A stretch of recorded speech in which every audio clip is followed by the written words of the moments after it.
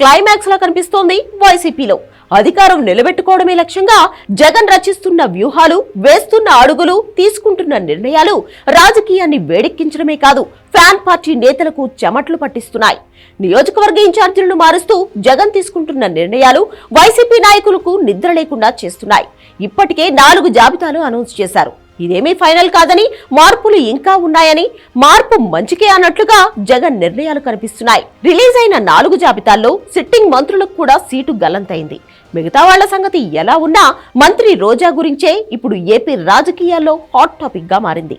నగరం నుంచి రోజా మళ్లీ చేస్తారా, జగన్ అవకాశం కల్పిస్తారా అనే అనుమానాలు వినిపిస్తున్నాయి.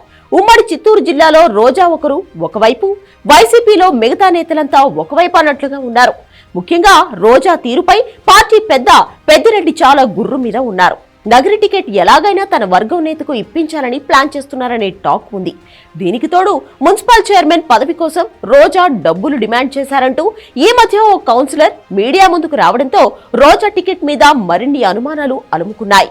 ఇలాంటి పరిణామాల మధ్య ఏపీ రాజకీయ వర్గాల్లో ఇప్పుడు కొత్త ప్రచారం ఊపందుకుంది.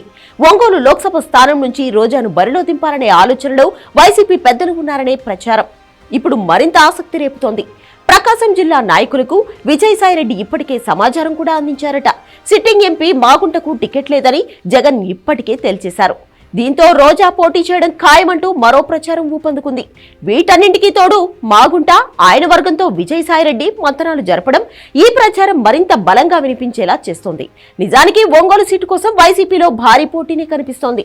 మాగుంటకు టికెట్ లేదు అని జగన్ అనౌన్స్ చేసిన తర్వాత మాజీ మంత్రి బాలినేని చాలా రాయబారమే నడిపారు. అయినా సరే వర్కౌట్ కాలేదు. ఇక అటు చంద్రగిరి ఎమ్మెల్యే శివరెడ్డి భాస్కర్ రెడ్డి పేరును కూడా ఒంగోలు ఎంపీ స్థానానికి అధిష్టానం ప్రతిపాదించింది. అయితే బాలినేనితో సహా జిల్లాలోని నాయకులందరూ శివరెడ్డిని వ్యతిరేకించారు. తండ్రి కొడుకులకు ఎలా టికెట్ ఇస్తారని ప్రశ్నించారు. అదే జరిగితే తన కుమారుడు ప్రణీత్ రెడ్డికి టికెట్ ఇవ్వాలని పట్టుబట్టారట. అయితే ఒంగోలు పార్లమెంటు పరిధిలోని ఎమ్మెల్యేలతో విజయసాయి ప్రత్యేకంగా భేటీ అయినట్లు తెలుస్తోంది. ఎంపీ అభ్యర్థిగా రోజా పేరు పరిశీలనలో ఉందని, దాదాపు ఖరారైనట్లే అని హింట్ కూడా ఇచ్చారట. అసలే రంకెలు వేస్తున్న ఒంగోలు రాజకీయం ఈ పరిణామంతో ఇంకెలాంటి మలుపు తిరుగుతుందో అనే చర్చ ఏపీ రాజకీయ వర్గాల్లో వినిపిస్తోంది.